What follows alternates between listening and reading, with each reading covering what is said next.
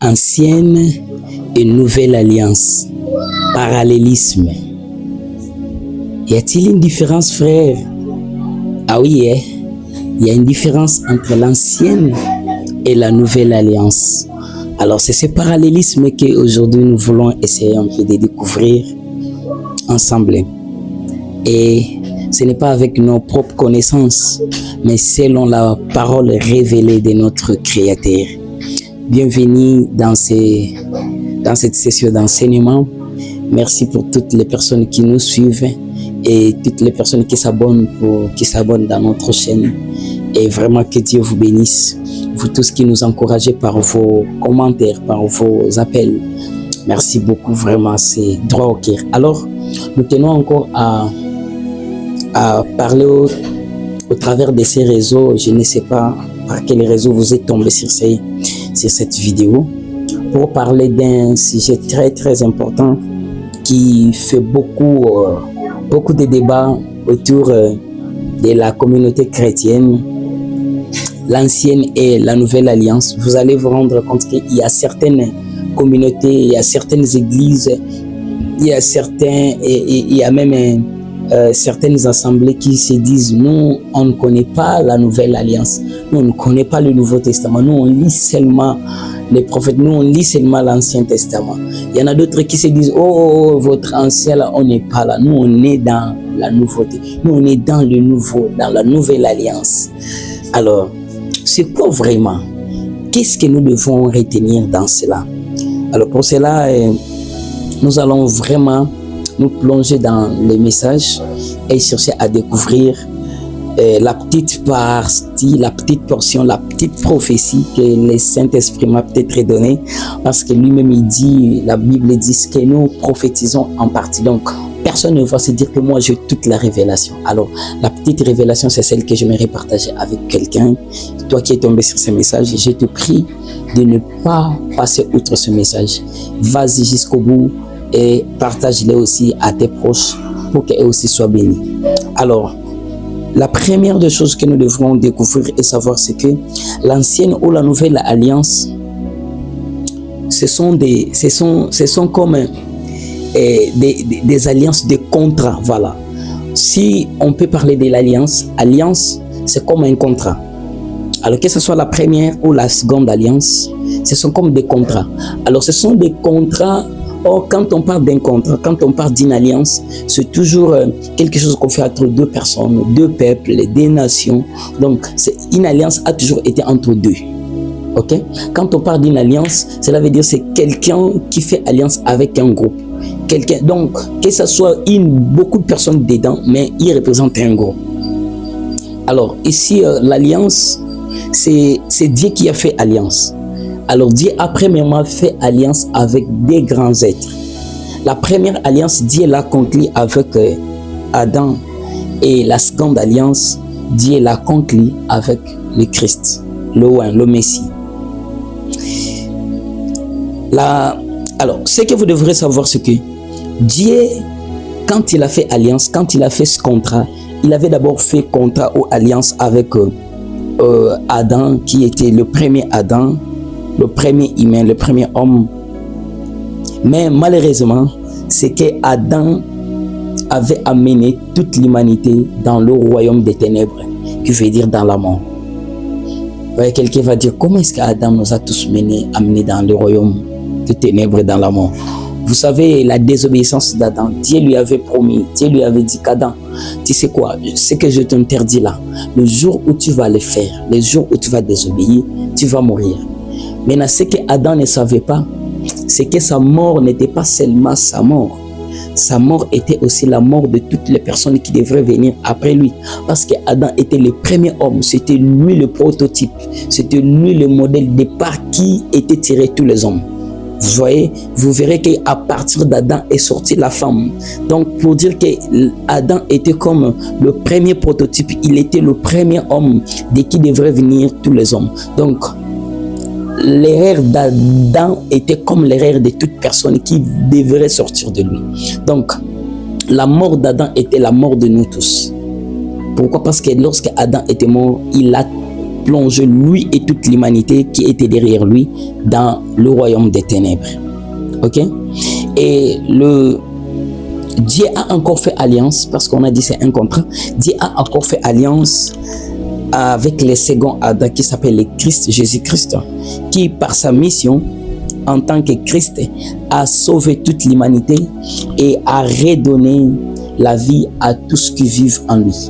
Voilà. La deuxième personne avec qui Dieu a fait alliance, c'était le Christ, Jésus, qui venu en tant que Christ, qui veut dire Messie, parce que Christ, j'avais dit autrefois que Christ n'est pas le post-nom de Jésus, Christ n'est pas le prénom de Jésus, mais Christ plutôt c'est un nom qui signifie le Messie, le oint, les choisis. Donc cela veut dire le nom Christ, c'est une fonction, c'est une mission, voilà. Alors, Christ, Jésus en venant sur terre en tant que Christ, lui au moins a obéi à toute la mission. Et à la place de plonger encore l'humanité dans la mort, lui plutôt a sauvé, a donné la vie à tous ceux qui vivent en lui. Vous allez comprendre qu'ici, c'est que toutes les deux personnes avec qui Dieu a fait alliance, ils avaient presque une seule recommandation: l'obéissance. C'est pourquoi vous allez voir que Jésus, quand il dit ce souffrant, à la croix, il dit ce souffrant, est-ce que tu ne peux pas éloigner cette coupe de moi? Mais il dit bon, toutefois, c'est non, pas parce que je le veux, mais selon ta volonté. Donc, ça voudrait justement dire la clé de la mission que le premier ou le second Adam avait réussi, c'était d'abord l'obéissance au plan du Père, l'obéissance à la volonté du Père. C'est pourquoi vous allez voir Jésus dans toutes ses prophéties, quand il enseignait ses disciples, il disait toujours: je fais la volonté de mon Père, je fais ce que je vois chez mon Père, je fais. Donc, il était comme obéissant à son Père. Et au travers d'ici, je vais essayer de donner un conseil à quelqu'un. Frères et sœurs, vous savez qu'il y a certaines personnes qui seront sous ta responsabilité, sous ta garde. Sache que tu vas aussi les représenter. Vous savez, il y a certaines personnes que Dieu envoie sur terre qui viennent avec une mission où leur chute, c'est la chute de beaucoup. Imagine un président de la République qui prend une mauvaise décision pour son pays. Vous savez qu'il plonge tout son pays. Écoutez, aujourd'hui, toi, tu peux prendre la mauvaise décision.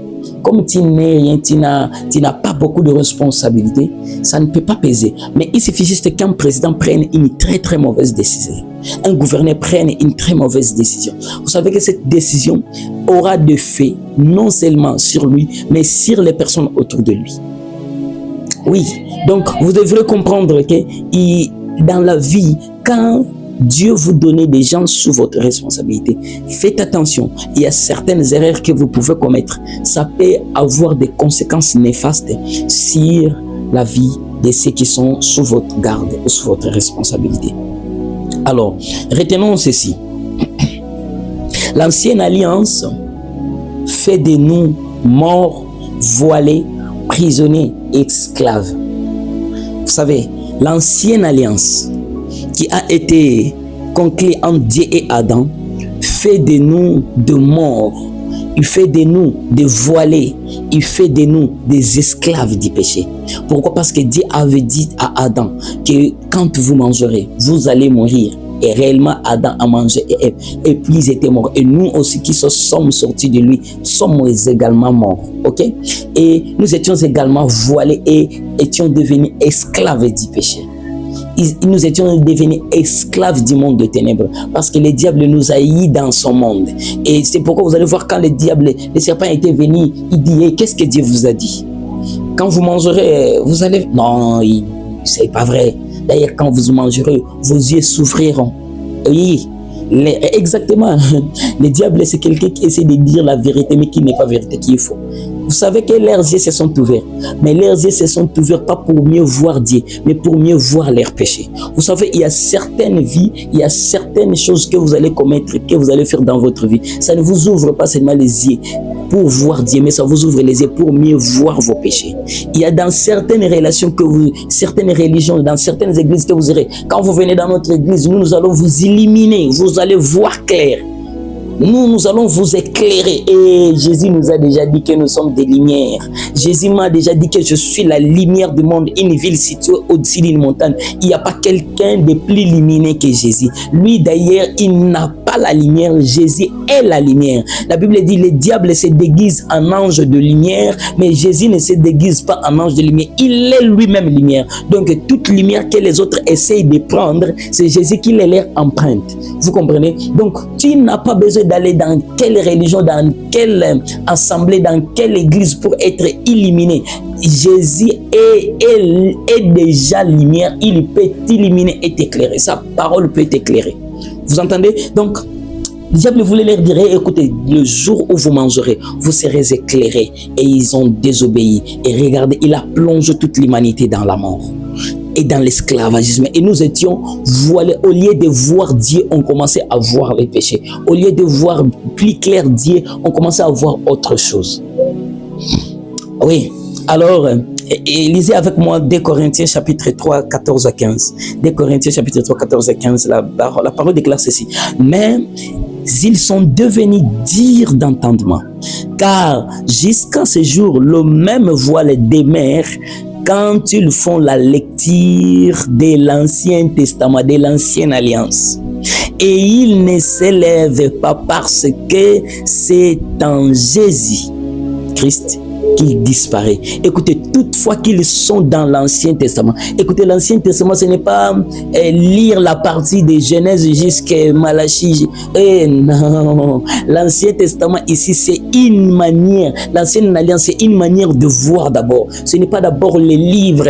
Ce n'est pas d'abord les livres. Parce que même dans l'Ancien Testament, il y a des livres qui parlent du Christ. Donc, on n'a pas dit que l'Ancien Testament, quand on parle de l'Ancienne Alliance, on parle des livres. On parle d'une manière de voir des gens de l'Ancienne Alliance. Ok, on parle de la manière de voir des gens de l'Ancienne Alliance. D'accord, j'espère que c'est vraiment clair. Oui, il dit, mais ils sont devenus durs d'entendement. Ils n'entendent plus. Je leur parle, ils n'entendent plus. Ils sont devenus durs d'entendement. Il dit quoi? Car, pourquoi?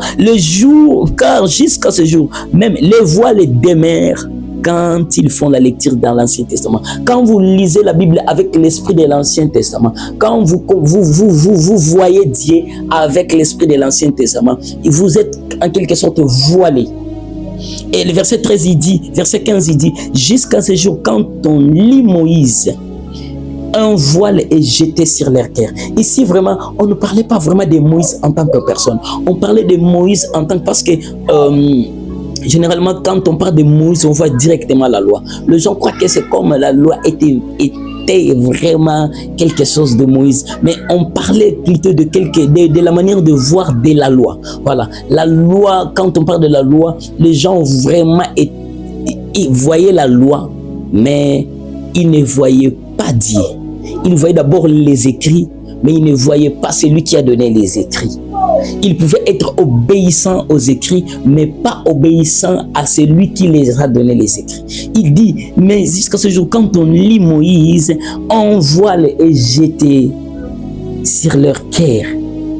Au moins, je croyais que le voile était jeté sur nos yeux, sur leur cœur.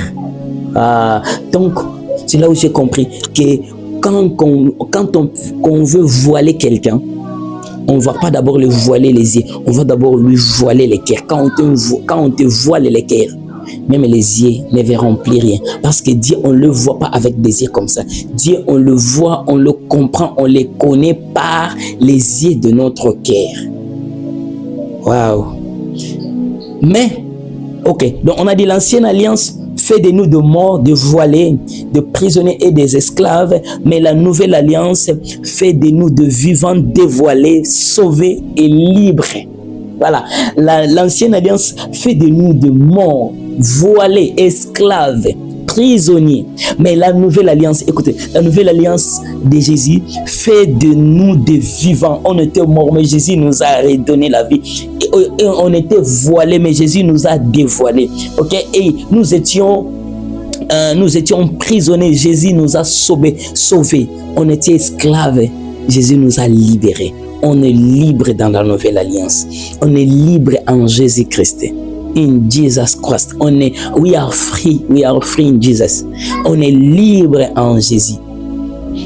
Dans le même texte qu'on a lu de 1 Corinthiens chapitre 3, quand vous allez sur 16, le verset 16, il dit quoi? Mais lorsque les cœurs se convertissent au Seigneur, le voile est ôté. Écoutez, le jour où tu commences à te convertir et commencer à convertir ton cœur au Seigneur, cela veut dire le jour où tu vas aligner ton cœur au cœur du Seigneur, le jour où tu vas commencer à voir le monde comme le voyait Dieu, comme le voyait le Seigneur, le jour où tu vas commencer à te comparer ou soit à chercher à ressembler à Jésus, c'est le jour où ce voile commence à quitter ton cœur. Le voile ne quitte pas par la prière. Le voile ne quitte pas parce que tu as jeûné. Écoutez, tu peux même dire j'ai accepté Jésus-Christ comme Seigneur et Sauveur. Le voile ne quitte pas encore. Le voile commence à quitter lorsque tu commences à te convertir. Tu t'alignes à la vision de Dieu. Tu marches comme Jésus a marché. Tu fais comme Jésus a fait. Tu aimes comme Jésus a aimé. Tu pardonnes comme Jésus a pardonné. Tu fais comme Jésus a fait. C'est ça. Le voile, c'est la manière dont le voile quitte. Ok, alors, écoutez un peu cette vérité que j'aimerais partager avec vous. L'ancienne alliance parle de l'homme sans Jésus et parle de cet homme voulant réussir par ses propres efforts. Ok, quand on parle de l'ancienne alliance, il ne s'agit pas seulement de Genèse jusqu'à Malachie. On parle plutôt de l'homme. Ici, l'ancienne alliance, quand vous voyez l'ancienne alliance, on parle de l'homme qui veut réussir par ses propres efforts, de l'homme qui se voit saint par ses propres efforts. Moi, je suis saint, je me sanctifie, je n'injurie pas. Moi, je suis saint parce que je ne regarde pas des films comme ça. Moi, je suis saint parce que je ne vole pas. C'est cet homme-là qui se glorifie, qui est saint par ses efforts. C'est ça la manière de voir de l'ancienne alliance. Quand quelqu'un voit la manière de l'ancienne alliance, il est en train de se glorifier à partir de ses œuvres. Il s'est dit, voyez, si moi je suis ça, parce que je fais ça. Si moi j'ai bâti cette maison, parce que j'avais fait cette offrande, parce que j'ai bâti cet hôtel, parce que moi, écoutez, j'ai donné des offrandes à Dieu. J'ai donné des offrandes à un homme de Dieu. C'est ce qui m'a fait ça. La manière de voir de l'Ancien Testament, c'est l'homme qui se glorifie, c'est l'homme qui se dit si je suis ceci parce que moi je fais ça. L'ancienne alliance, c'est l'homme qui tente de montrer qu'il a vraiment fourni des efforts pour être ce qu'il est. C'est l'homme qui tente de se dire je vraiment fait ça pour que je devienne ceci. Mais la nouvelle alliance parle de l'homme sauvé par grâce en Jésus-Christ. La nouvelle alliance parle de l'homme sauvé. L'homme s'est dit, j'étais dans le péché, il est venu me tirer. J'étais dans la boue, il est venu me tirer. La nouvelle alliance, c'est là où l'homme dit, ce n'est ni par les efforts, ce n'est ni par mes efforts, ce n'est ni par ma force, mais c'est par la grâce de Dieu. By the grace of God. C'est quelqu'un va se dire, oh, je suis sauvé parce que Dieu m'a fait grâce. J'ai eu ce mariage. Non, j'ai peut-être fait quelque chose, mais c'est par la grâce de Dieu. La Bible même dit, hein, une bonne femme, c'est une grâce de Dieu. Donc, ce n'est pas que tu as fait des gènes, tu as fait tu avais des critères et tu allais tomber sur la bonne. Non, non, non, non, non. Là, les cadeaux, tout don parfait, toute grâce excellente ne vient pas de la terre, vient d'en haut. Écoutez-moi, frères et sœurs, lorsque tu es dans la nouvelle alliance, quand tu y es, tu dis grâce à Dieu. Quand tu y es, tu dis c'est Dieu qui m'a donné. Quand tu obtiens, tu dis gloire à Dieu qui m'a donné ça. Mais dans l'Ancien Testament, l'homme se glorifie que c'est lui qui a fait. Dans la nouvelle alliance, l'homme ne se vante pas de ses efforts. J'ai toujours l'habitude de dire ceci. Les exploits dans la vie de l'homme, c'est l'addition des grands efforts de Dieu et des moindres efforts de l'homme. Lorsque tu vois un homme faire des exploits sur terre, ça, écoutez son calcul. Les exploits sur la terre sont toujours l'addition des grands efforts de Dieu et des moindres efforts de l'homme. Je dis à une personne, si tu as jeûné pendant 40 jours et 40 nuits et que tu as obtenu quelque chose, sache que les 40 jours et 40 nuits ne sont pas l'équivalence de ce que tu as. Ce que tu as, c'est juste une grâce. Quels que soient les efforts que tu vas fournir, tu dois mettre dans la tête que les petits efforts que tu fournis sont toujours moindres qu'aux efforts que Dieu fournit pour avoir ce que tu as. Aïe, aïe, aïe, aïe, aïe, je crois que ça commence à devenir ce qu'il a. Ah, my goodness. Alors, on va essayer maintenant de donner un peu les parallélismes parce que dans les thèmes, on a dit, on va essayer de voir les parallélismes entre l'ancienne et la nouvelle alliance. Alors, regardez très bien. Regardez les parallélismes. L'ancienne alliance, nous allons commencer. J'ai un tableau, je vais vraiment même préparer ces tableaux. Je vais commencer à l'afficher. Je vais vous l'afficher, ces tableaux, vous allez le voir. Vous allez voir comment je fais un peu les parallélismes entre l'ancienne et la nouvelle alliance. On commence par l'ancienne alliance. Regardez les parallélismes. À l'ancienne alliance, la rencontre avec Dieu est par acte religieux. Dans l'ancienne alliance, regardez ce qui s'est passé. La rencontre avec Dieu est faite par des actes religieux. Cela veut dire l'homme pose des actes religieux pour rencontrer Dieu. Et qu'est-ce que l'homme fait? L'homme, c'est l'homme qui fournit des efforts pour aller chercher Dieu saint. Il va aller à la montagne, l'homme va donner des béliers, l'homme va donner des sacrifices, l'homme va donner des sacrifices pour rencontrer Dieu. Écoutez, écoutez, Salomon pour rencontrer Dieu, le jour où il a eu le songe, où Dieu lui a donné Dieu lui a dit, qu'est-ce que tu fais? Il a donné de milliers de sacrifices, de brebis, de bébés. Il a donné.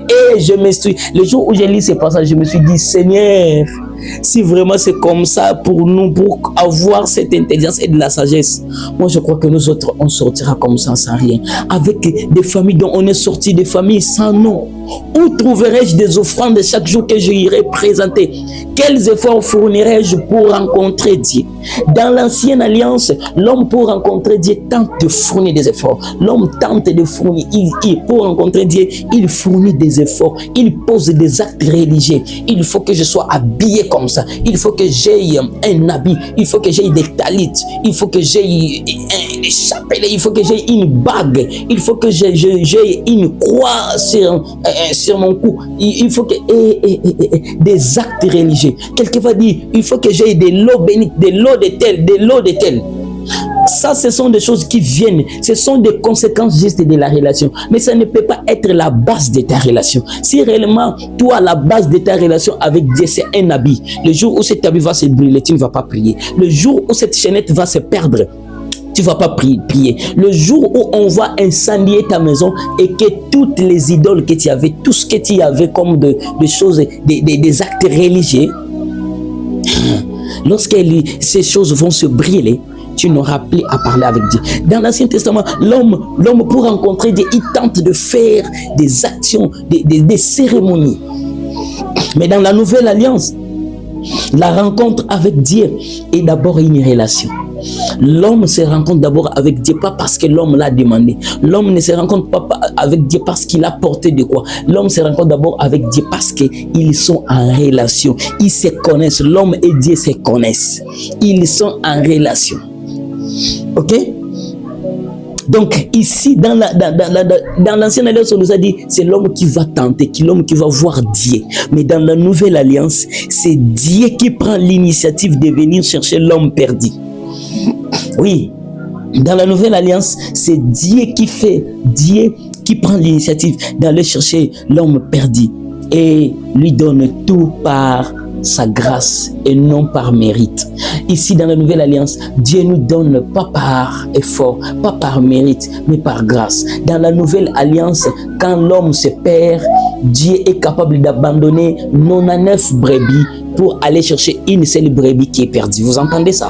Dieu est capable d'abandonner 99 brebis pour aller chercher l'unique brebis perdue. Pourquoi? Parce que Dieu est à la relation avec la brebis. Il n'a pas dit qu'il va aller chercher le mouton. Il n'a pas dit qu'il va aller chercher la chèvre. Il a dit qu'il va aller chercher la brebis parce que c'est la brebis qui est toujours en relation avec les bergers. Les autres animaux là, ils ne sont pas, ils vont se chercher seuls. Les lions vont se nourrir seuls. La vache va brouter des herbes. Mais la brebis, pour qu'il ait à manger, c'est que c'est le berger qui lui montre. C'est pourquoi David dit, l'Éternel est mon berger, je ne manquerai de rien. Écoutez, ces versets bibliques veulent en d'autres termes dire, si Dieu n'est pas ton berger, tu manqueras.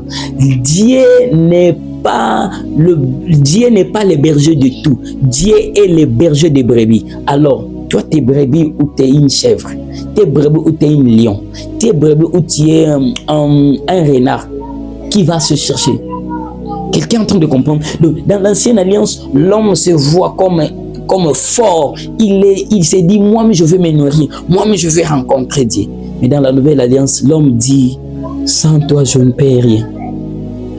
Et deuxième parallélisme, c'est que dans l'ancienne alliance, Dieu était figé et fixé à un seul endroit pour être adoré. Dans l'ancienne alliance, on allait rencontrer Dieu à un endroit spécifique, précis, figé. Dieu était figé, Dieu était fixé, Dieu était resté dans un seul endroit.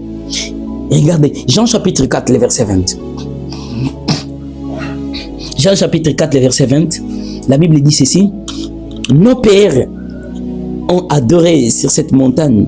Et vous dites, vous, que les lieux où il faut adorer est à Jérusalem. Ici, c'est la conversation entre Jésus et la femme samaritaine. La femme samaritaine étant encore, et réfléchissait encore selon l'ancienne alliance, elle savait que on leur avait dit par leur père qui était aussi dans l'ancienne alliance que pour aller adorer Dieu, il faut soit aller à la montagne ou soit il faut juste aller à Jérusalem. Donc, si tu n'es pas à la montagne, si tu n'es pas à Jérusalem, tu ne peux pas adorer Dieu. Vous voyez la manière de voir de l'ancienne alliance. L'ancienne alliance va te dire, pour adorer ce que je dois être à l'église. L'ancienne alliance va te dire, pour adorer ce que je dois aller à la montagne, là où Dieu m'entend très bien. L'ancienne alliance va te dire, pour rencontrer Dieu, c'est que je dois d'abord avoir une atmosphère. Il faut qu'il y ait des instruments. Il faut adorer. Écoutez. Quand on parlait de l'adoration, on ne parlait pas des chantres. Écoutez les chantres, il ne faut pas nous faire croire que vous êtes les seuls adorateurs. Ici, Jésus d'ailleurs ne parlait loin, même pas des chantres. Donc, quand on parle des adorateurs, il ne s'agit pas de chantres. Quand on parlait des adorateurs, il s'agissait de ceux qui vont aller honorer Dieu. Parce qu'adorer veut dire honorer, glorifier, rendre honneur, faire un culte. C'est pas seulement vous qui faites un culte. Donc, quand on parle de l'adoration ici, ils étaient figés. Pour aller chercher Dieu, ils avaient un seul endroit. Donc, la personne s'est dit, non, je n'ai pas dit qu'ici, à l'église, c'est différent. Non, il ne faut pas croire qu'à l'église, ça sera plus meilleur que chez toi. Non, Dieu est partout. Dieu est partout. Écoutez, lorsque ta manière de croire que pour mieux prier, il faut être à l'église, les jours où tu auras des problèmes et que tu seras à la maison, tu ne seras pas bien prié. Et pendant que tu prendras l'initiative d'aller à l'église, ça sera peut-être trop tard. Quelqu'un me comprend? Alors, écoutez, dans la nouvelle alliance, Dieu est partout, voilà. Et tous les jours avec nous.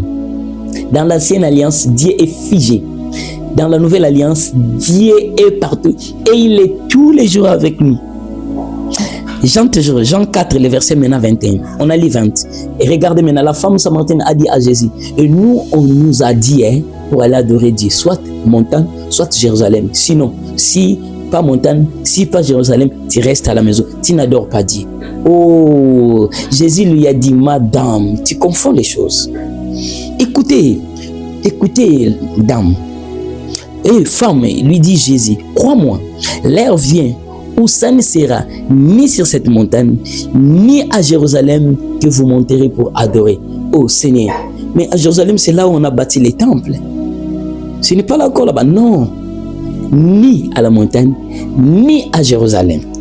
Mais il dit, mais l'heure vient, et d'ailleurs, elle est déjà venue, où les vrais adorateurs adoreront le Père en esprit et en vérité.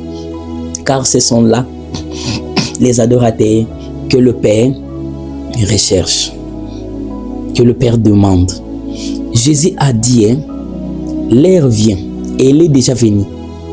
Vous croyez qu'à la montagne ou à Jérusalem? Non, il dit, ça ne sera ni à la montagne, ça ne sera ni à Jérusalem. Cela veut dire, ça ne sera ni dans une retraite, ça ne sera ni d'abord dans une église. Il dit, à cette heure ici, les vrais adorateurs, ils peuvent adorer Dieu. Cela veut dire, même là où tu es, tu peux commencer un kit d'adoration. Même chez toi, tu peux commencer un kit d'adoration. Alors, on va aller à l'église pour aller mieux apprendre les stratégies pour adorer Dieu. Écoutez, l'église n'est pas l'unique endroit pour prier. L'église, c'est un lieu, c'est un centre de formation. C'est là où on t'apprend. Si ça capote à la maison, fais ça. Si ça capote au travail, parle comme ça. Si tu veux adorer Dieu, fais ça. Mais nous ne pouvons pas transformer l'église comme l'unique endroit d'adoration. Non. Nos maisons doivent aussi être des centres, des maisons d'adoration. Partout, tu dois être un adorateur partout. Il dit, Dieu demande ceux qui vont l'adorer partout. Dieu ne demande pas ceux qui ne l'adorent qu'à l'église. Dieu ne cherche pas ceux qui ne l'adorent qu'à la montagne. Dieu demande ceux qui adorent à la montagne, qui adorent à l'église et qui adorent partout.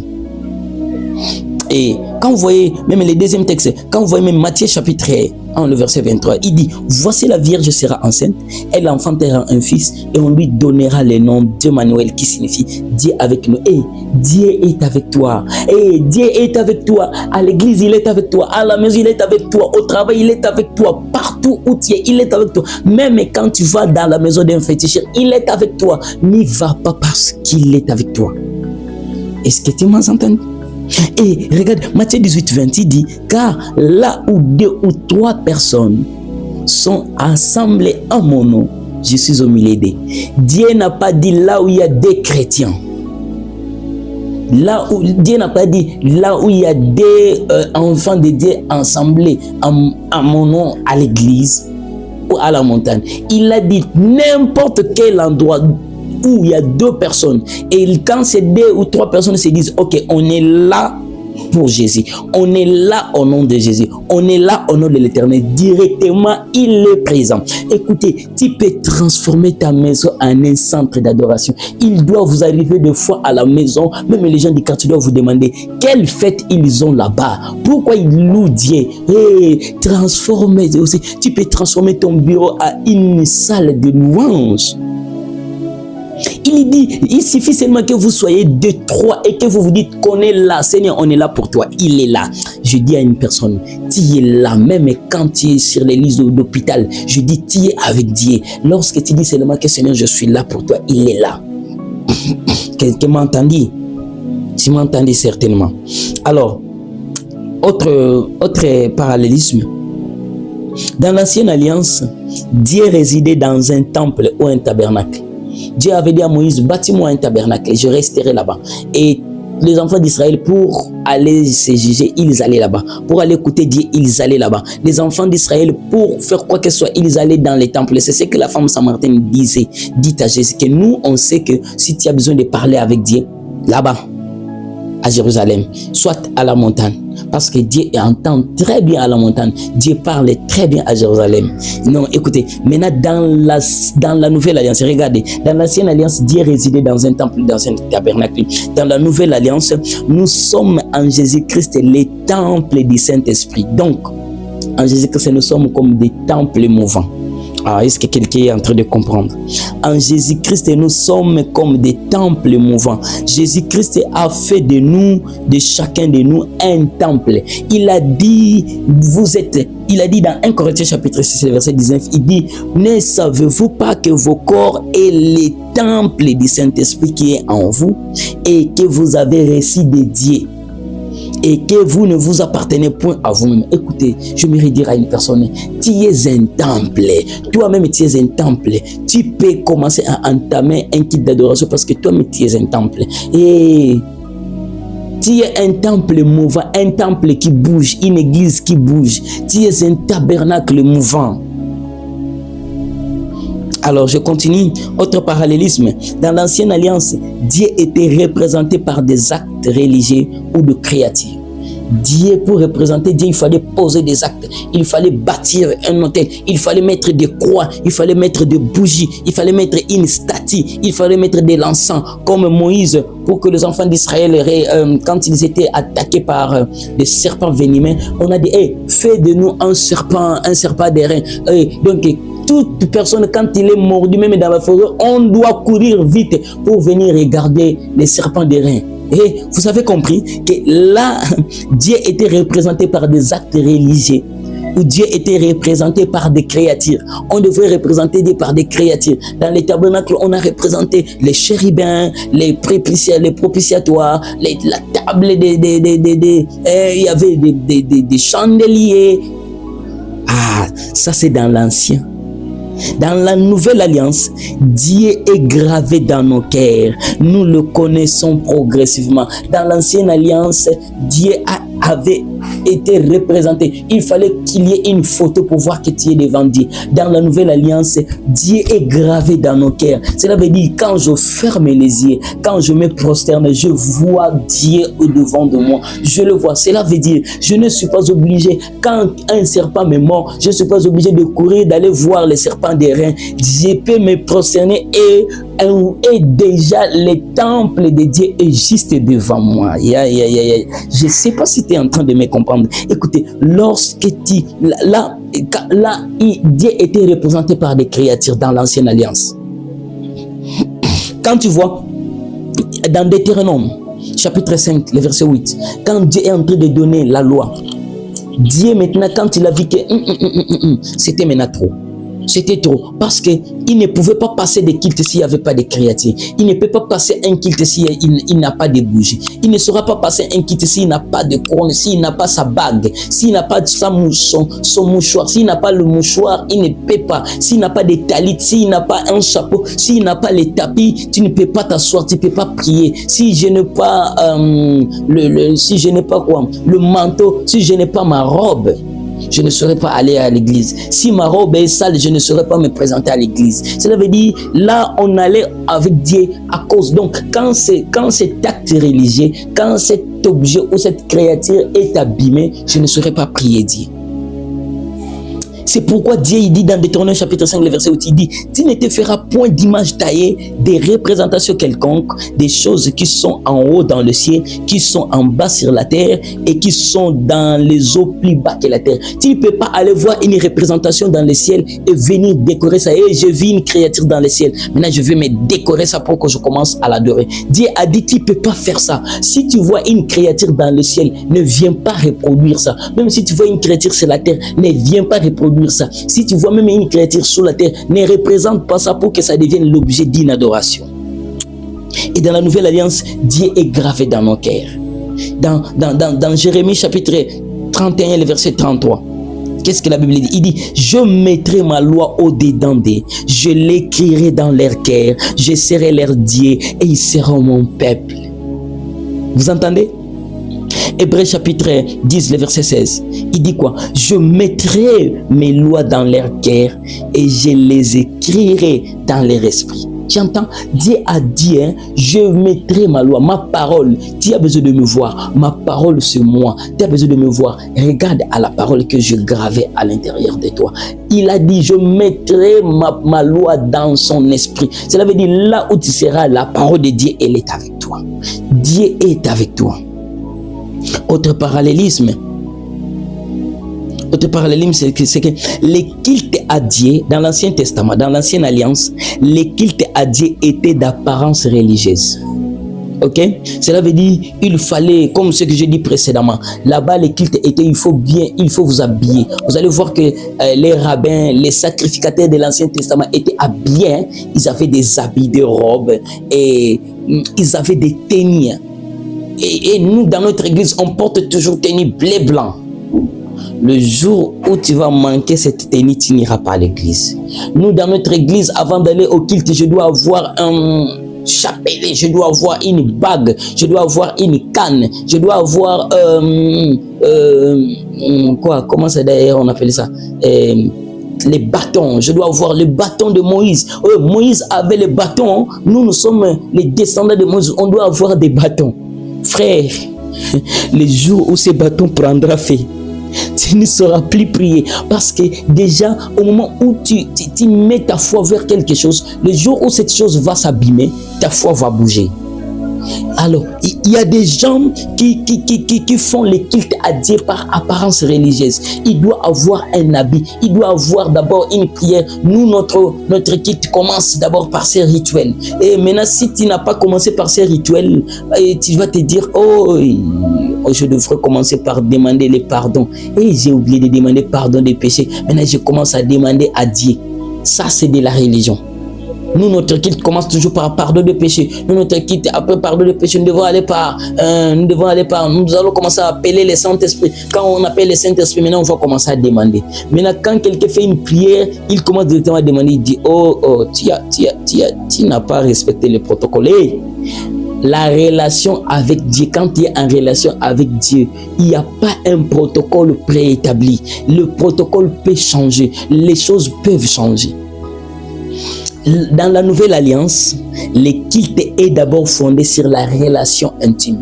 Le culte est d'abord fondé de cœur à cœur. Tu peux aller dans la présence de Dieu, il te dit aujourd'hui il n'y a pas question de demander. Aujourd'hui il n'y a pas question de confession. Aujourd'hui il n'y a pas question de lamentation. Aujourd'hui il y a juste adoration et louange. Tu restes là. C'est ça. Le culte avec Dieu n'a pas des actes religieux. Cela veut dire qu'il n'y a pas un protocole à respecter que quand ce protocole est brisé. Vous savez, il y a des gens, quand il est en train de prier, il dit, Seigneur, tu sais, vous êtes grand. Seigneur, vous êtes fort. Seigneur, tu es mon Dieu. Pardon de t'avoir tutoyé. Vous êtes... Et déjà, quand tu te culpabilises toi-même à cause des actes religieux, tu es en relation avec Dieu ou tu prends Dieu comme un tyran. Et autre parallélisme, dans l'ancienne alliance, tout le monde ne pouvait pas connaître Dieu. Tout le monde ne pouvait pas connaître la volonté de Dieu, car la connaissance de la loi était réservée aux rabbins qui essayaient de la présenter au peuple. Dans l'Ancien Testament, dans l'Ancienne Alliance, tout le monde ne pouvait pas connaître la volonté de Dieu. Il y avait une catégorie de personnes qui lisaient la loi. Et Dieu a dit ceci. Il y a des prophètes. Vous voyez même dans l'Ancienne Alliance, on allait consulter qu'est-ce que Dieu a dit. Donc, il y a certaines choses, avant que je ne prenne des décisions, il faut d'abord attendre. Si le prophète a voyagé, je dois attendre. Donc, dans l'ancienne alliance, on s'est dit, ah non, c'est les pasteurs qui connaissent mieux la Bible. Moi, je ne connais pas mieux la Bible. Dans l'ancienne alliance, on laisse aux pasteurs de lire la Bible. On laisse aux prédicateurs de connaître la Bible et d'avoir des révélations. Nous, on va seulement là-bas comme des spectateurs qui vont voir une série télévisée et on dit, Amen, je reçois Faya. Amen, je reçois Faya. Pendant qu'on ne sait pas connaître. Mais ici, dans la nouvelle alliance, dans l'ancienne alliance, là, c'est quelqu'un d'autre qui était comme chargé de lire et de connaître la parole de Dieu. Mais dans la nouvelle alliance, tout le monde en Jésus est intercesseur et au travers de l'œuvre du salut et du Saint-Esprit vivant en nous. Vous entendez? Dans l'ancienne alliance, pour parler à Dieu, c'est Moïse. Les peuples disent, nous on ne va pas monter. D'ailleurs, quand vous voyez Deutéronome chapitre 18 à 19, la Bible dit, je les ressusciterai du milieu de leurs frères, un prophète comme toi. Je mettrai mes paroles dans sa bouche et il leur dira tout ce que je lui commanderai. Donc, il n'y a qu'une seule personne qui parle, nous tous on entend. Donc, c'est comme une seule personne est chargée d'aller écouter Dieu et nous tous on l'attend. Donc, nous tous pour bouger, il faut qu'une seule personne parle à Dieu. Et si cette personne meurt, si cette personne rompt son alliance avec Dieu. Mais dans la nouvelle alliance, tout le monde en Jésus-Christ est intercesseur. Tout le monde peut intercéder. Pourquoi? C'est à cause de l'œuvre du salut et à cause du Saint-Esprit vivant en nous. Nous tous, nous sommes intercesseurs. Actes des Apôtres, chapitre 2, 16 à 18, la Bible nous dit ceci. Mais c'est ici qui a été dit par le prophète Joël.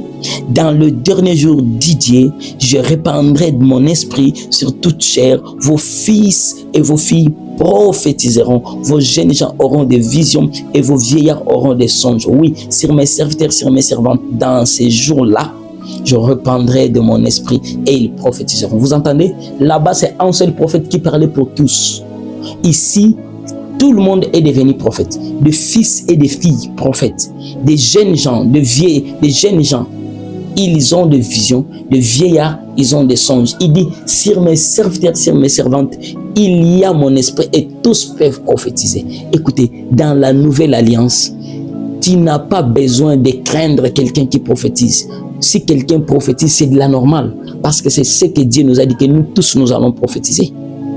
Tu entends? Autre parallélisme.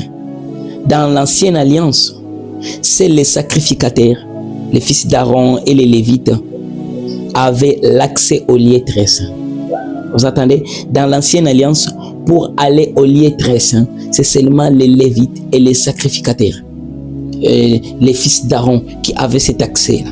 Lévitique chapitre 16, verset 2, la Bible dit, parle à Aaron ton frère afin qu'il n'entre pas en tout temps dans les sanctuaires au-dedans du voile, devant les propitiatoires, afin qu'il ne meure pas. Et dans Lévitique 16, 34, il dit, ce sera pour vous une loi perpétuelle.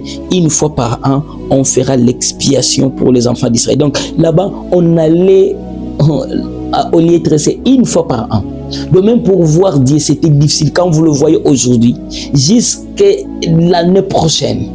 Et là, il n'y avait qu'une catégorie de personnes qui avaient l'accès derrière les voiles.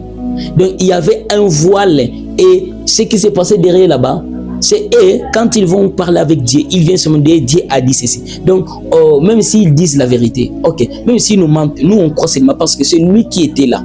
Donc, dans l'ancienne alliance, il y avait comme une catégorie de personnes qui pouvaient aller au lieu très saint. Les lieux très saints ici dans la nouvelle alliance, c'est juste la présence de Dieu. Donc, pour aller parler avec Dieu, pour aller présenter ses offrandes à Dieu, pour aller demander quelque chose à Dieu, c'est comme quelqu'un qui devrait le faire pour nous.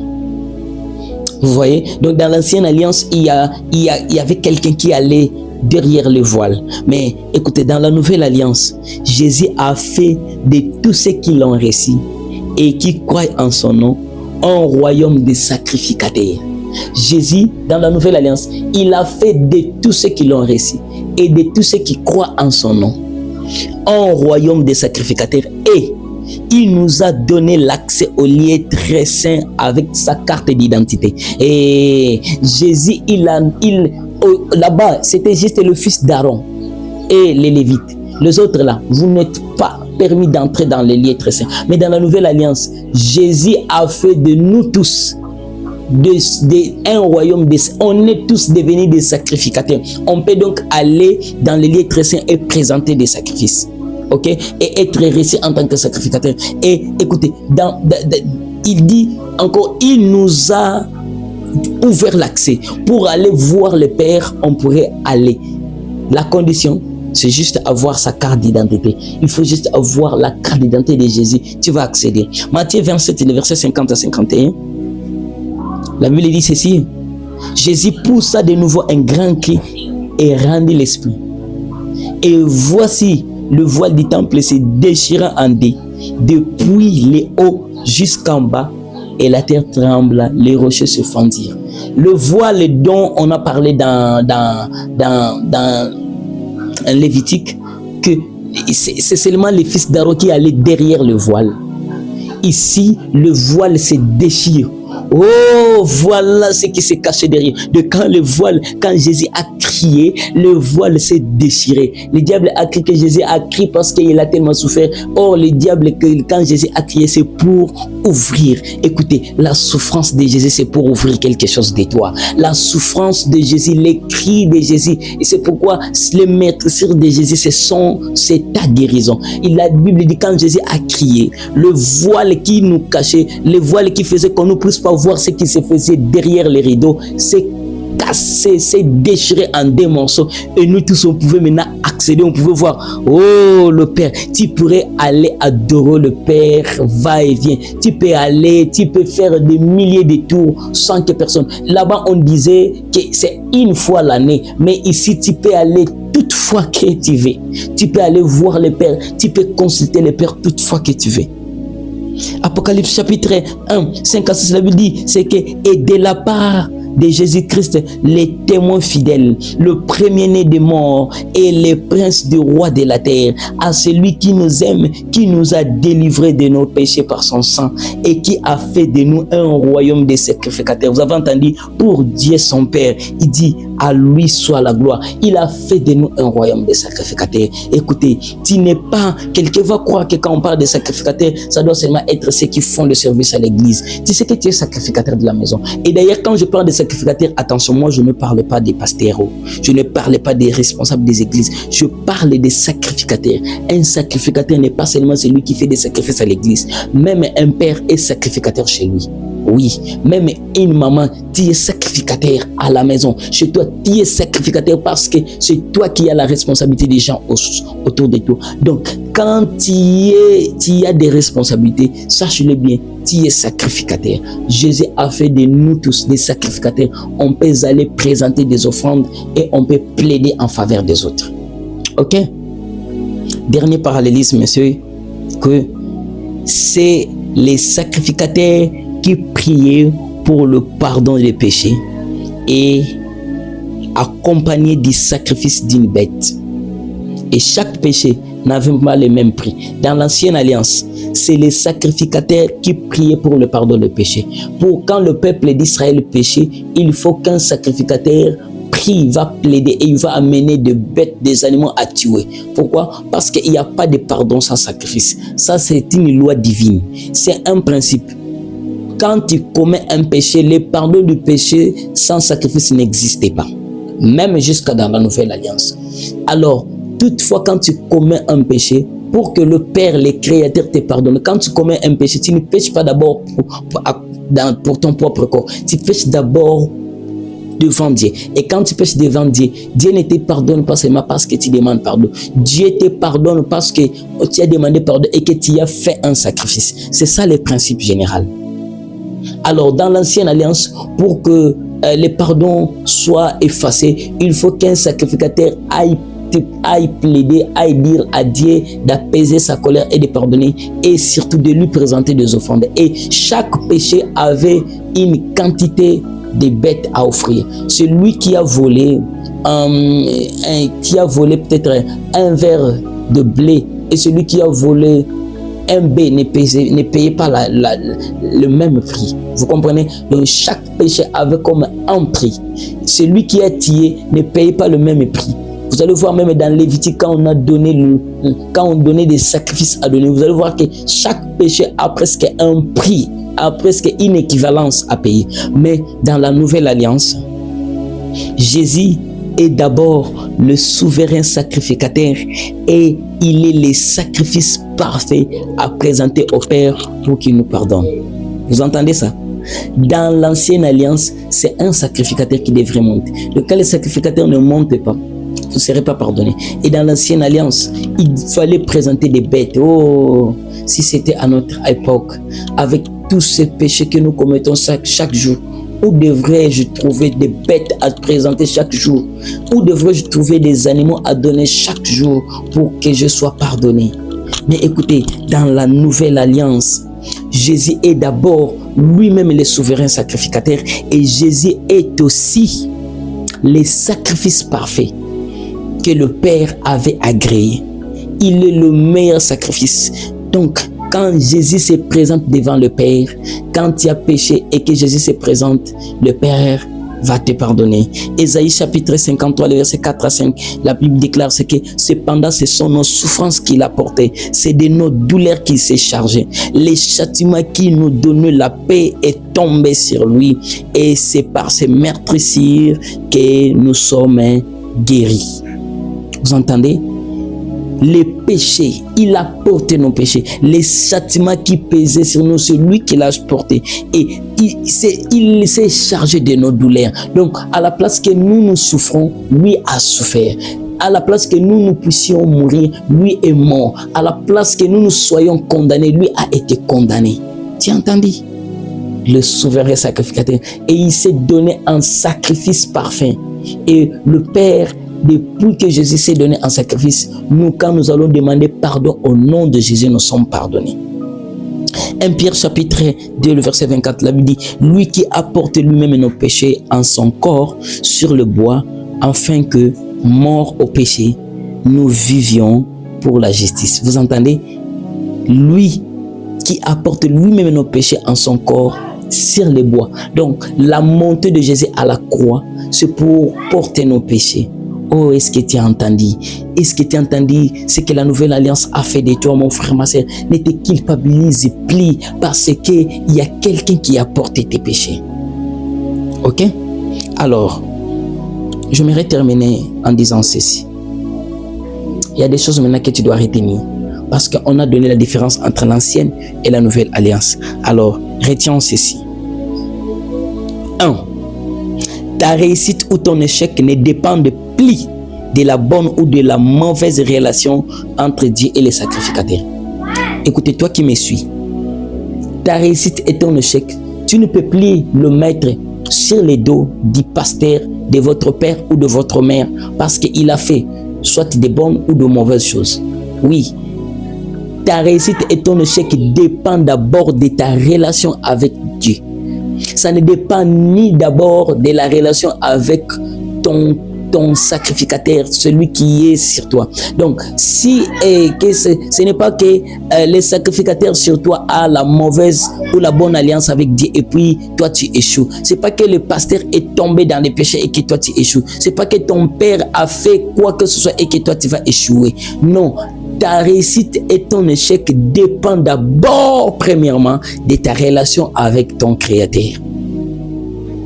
Est-ce que tu m'as entendu? Donc, l'obéissance ou la désobéissance du sacrificateur n'a pas de conséquences sur ta relation avec Dieu. L'obéissance ou la désobéissance du sacrificateur n'a pas d'impact sur ta relation avec Dieu. Qu'est-ce que j'aimerais dire ici? C'est que ce n'est pas parce que le pasteur a désobéi à Dieu, le prophète a désobéi, le bishop, l'évêque a désobéi, l'évangéliste, votre responsable spirituel, votre encadreur de la jeunesse, ce n'est pas qu'il a désobéi à Dieu et que Dieu aussi, Dieu s'est détaché de lui et que Dieu va aussi se détacher de toi. Non, ta relation avec Dieu ne dépend plus de la bonne ou de la mauvaise relation avec, de la bonne ou de la mauvaise relation des sacrificateurs. Donc, l'enfant, toi, ta relation avec Dieu sera toujours au beau fixe. Que le sacrificateur pêche ou non, qu'il tombe ou non, toi, avec Dieu, tu vas toujours parler, tu vas adorer, tu vas faire quoi que ce soit. Ok. La deuxième des choses, les sacrificateurs de la nouvelle alliance n'ont plus l'obligation d'intercéder pour le peuple. Écoutez. Dans la nouvelle alliance, le sacrificateur n'est plus obligé, ce n'est plus une imposition. On ne l'impose plus et tu dois intercéder comme dans la nouvelle alliance. Dieu a imposé. Si tu n'intercèdes pas et qu'un mal lui arrive, c'est à toi que je vais redemander les sangs. Vous entendez? Donc Dieu imposait. Pourquoi? Parce que Dieu savait qu'il ne parlait pas à tout le monde. Dieu parlait. Dieu avait juste donné la permission à la cour royale à une catégorie de personnes. C'est comme l'accès à la présidence, l'accès au sein des saints était réduit à une catégorie de personnes. C'est pourquoi Dieu imposait. Et quand tu vois ça, toi qui viens toujours parler avec moi, tu dois intercéder. Mais dans la nouvelle alliance, le pasteur n'est pas responsable de ta vie. Le pasteur n'est pas obligé d'intercéder pour toi et ils sont devant. Pourquoi ils ne prient pas pour nous?